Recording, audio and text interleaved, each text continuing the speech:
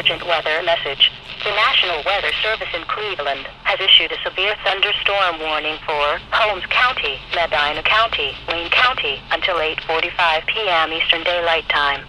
At 7:30 p.m. Eastern Daylight Time, the National Weather Service Doppler radar indicated a line of severe thunderstorms capable of producing quarter-size hail and damaging winds in excess of 60 miles per hour.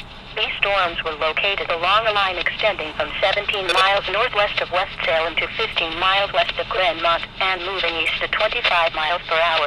Locations impacted include Shreve, Worcester, Holmesville, Worcester, Millersburg, Holmesville, Litchfield, Medina, Whitman, Nashville, Glenmont. This is a dangerous storm. Seek shelter inside now and stay away from windows. Please report hail and strong winds to the National Weather Service by calling toll-free 877-633-6772 when you can do so safely.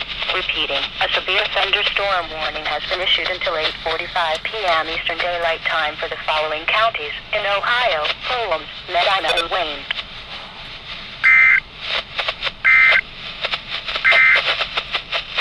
Urgent weather